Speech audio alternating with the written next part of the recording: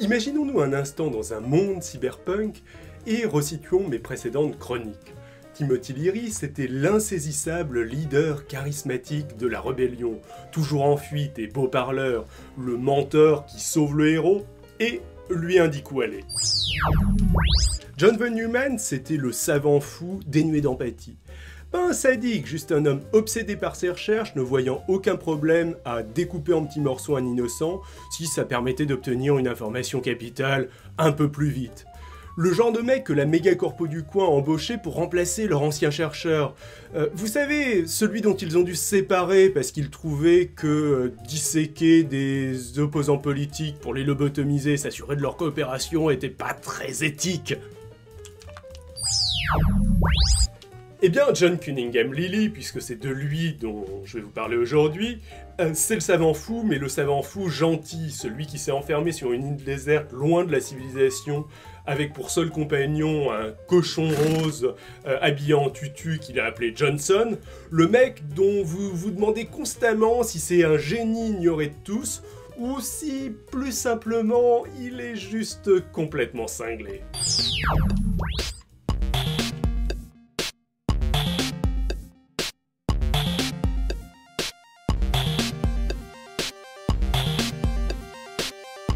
Alors, je ne vais pas vous retracer l'intégralité de la vie de John Lilly, mais laissez-moi vous dire que si vous pensiez qu'il n'était pas possible d'être plus extravagant que Timothy Leary, vous avez tout faux.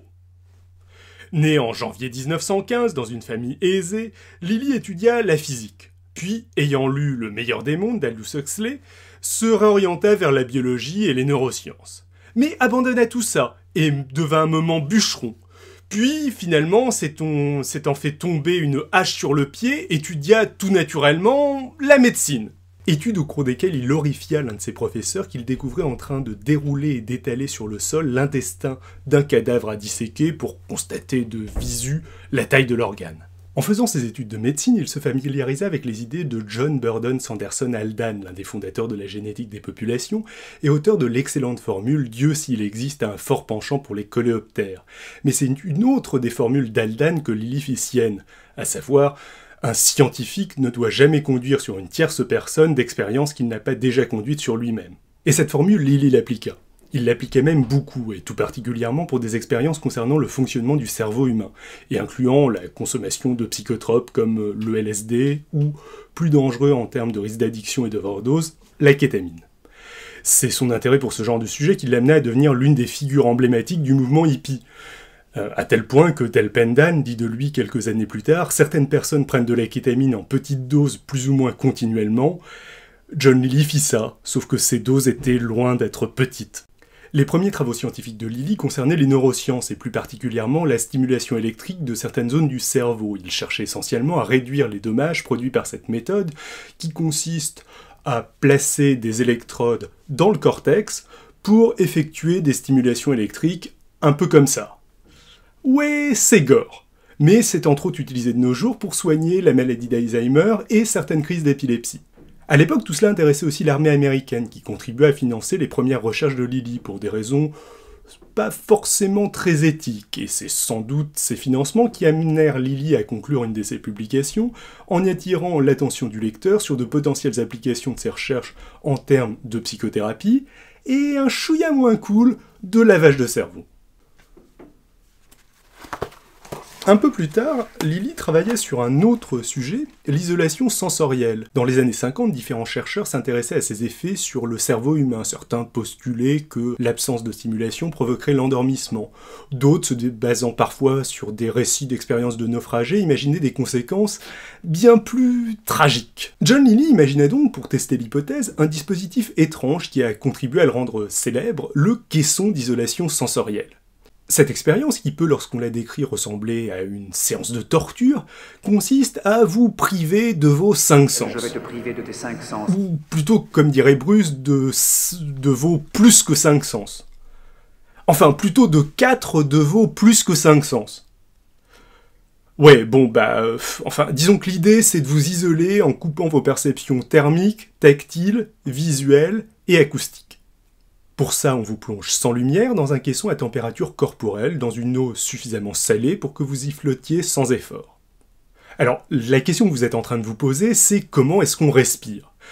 Initialement en s'équipant d'un masque façon Vegeta en pleine régénération, mais assez rapidement cette méthode inconfortable fut abandonnée, et les caissons actuels sont généralement conçus pour que vous vous y laissiez flotter à l'horizontale, et à moins de, comme moi, essayer de faire des mouvements franchement chelous, l'eau ne devrait ni risquer de pénétrer dans vos yeux, ni s'immiscer dans vos voies respiratoires.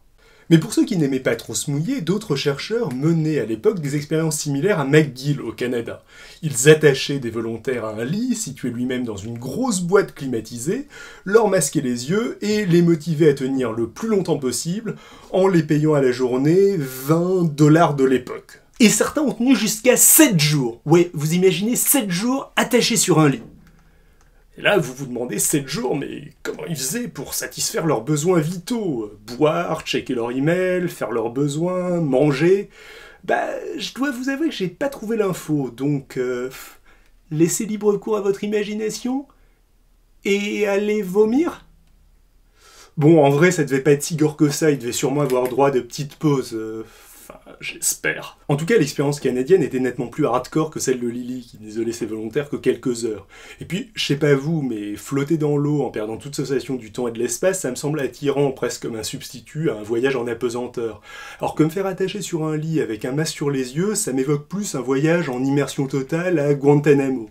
Et même en mettant une rémunération de 150 € la journée dans la balance, je pense que je préfère toujours signer pour l'expérience de Lily. En tout cas, les deux équipes vont relever un certain nombre d'effets provoqués par l'isolation sensorielle, comme se retrouver dans un état proche de l'endormissement avec des difficultés à avoir des pensées organisées, perdre la notion du temps, une recherche active de sensations, stimulations, y compris sexuelles, des hallucinations visuelles accueillies positivement par les sujets. Tu m'étonnes, après avoir passé 4 jours enfermé dans un caisson, tu vois un éléphant rose, c'est ton pote quoi! J'ai dit un éléphant rose! Et enfin, des sensations agréables similaires au repos que l'on ressent au réveil après une bonne nuit de sommeil, dans le cas de l'expérience de Lily. Alors tout ça c'est très cool, mais c'est ce que l'on peut appeler une étude qualitative et non une étude quantitative. Ça veut dire que l'étude elle est bien du coup, parce qu'elle est plus de qualité qu'une étude quantitative, non?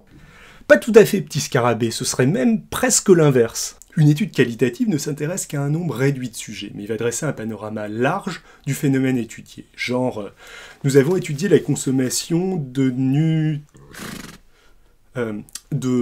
pâte à tartiner chocolatée au délicieux goût de noisette chez 3 sujets. Le sujet A est un grand consommateur. Il nous a expliqué être incapable de travailler correctement sans avoir pris ses 18 tartines de pâte à tartiner chocolatée le matin. Il a aussi tenu à attirer notre attention sur une création culinaire très personnelle, les spaghettis bolognaises à la pâte à tartiner chocolatée.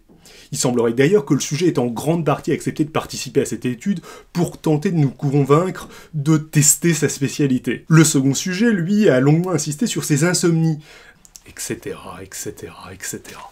Tout ça va nous aider à formuler des hypothèses. On peut au moins en tirer 2 à partir de cette mytho-étude sur la pâte à tartiner chocolatée. À savoir, la pâte à tartiner chocolatée provoque des insomnies, ou la pâte à tartiner chocolatée aide à travailler efficacement. Mais ces hypothèses, il va falloir les formuler précisément, et les tester dans des études où l'on va mettre en place un protocole expérimental précis, et que l'on va mener sur un nombre suffisamment important de sujets pour pouvoir en tirer des conclusions statistiques. Je vous propose de voir en gros ce que ça pourrait donner avec l'hypothèse de l'insomnie. On va rassembler quelques centaines de volontaires, les séparer en 2 groupes de taille égale, et faire ingérer à un groupe de la pâte à tartiner chocolatée tous les matins, tandis que l'autre groupe consommera un placebo. Ah ouais, j'oubliais, on va faire ça avec un entonnoir. Bah ouais, faudrait pas qu'ils puissent évaluer au goût s'ils ont pris de la délicieuse pâte à tartiner chocolatée au goût de noisette, ou un placebo. Ce que l'on veut tester, c'est l'effet de la pâte à tartiner chocolatée, pas l'effet de l'idée d'en consommer. Et c'est différent, et ça peut avoir un effet aussi, c'est ce qu'on appelle l'effet placebo, ou un effet psychosomatique. Et puis bon, après on va mesurer leur temps de sommeil, passer tout ça à la moulinette des stats, et en tirer une conclusion du style « Nous sommes sûrs à 99,5% qu'une certaine dose de pâte à tartiner chocolatée ne provoque pas d'insomnie. » Ouais, il y a un pourcentage. Car en stats, on n'est jamais sûr à 100%. Peut-être que vous n'avez pas eu de chance et que vos volontaires sont de rarissimes personnes dont le sommeil n'est pas affecté par la pâte à tartiner chocolatée, alors que les autres le sont. Vous l'aurez compris, si ces deux formes d'études ont leur place en science, quelqu'un qui tirerait comme conclusion de la première que la pâte à tartiner chocolatée provoque des insomnies sortirait du domaine des sciences pour entrer de plein pied dans celui des pseudosciences.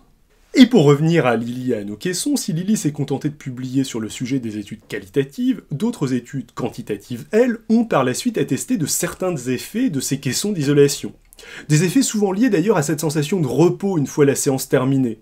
Le dispositif de Lilly s'est par exemple révélé sous certaines conditions être un moyen efficace pour réduire le stress et la douleur. Mais le souci c'est que c'est pas forcément comme ça que sont marketés les caissons d'isolation. Et on les conseille pour des effets qui vont de leurs bienfaits pour la peau, bienfaits qui sont réels, mais pas du tout liés à l'isolation, mais plutôt au sel d'Epsom ou sulfate de magnésium utilisé pour rendre l'eau suffisamment dense pour vous y faire flotter, et qui lui donne un sale goût amer, parce que, ouais, j'ai beaucoup trop bougé.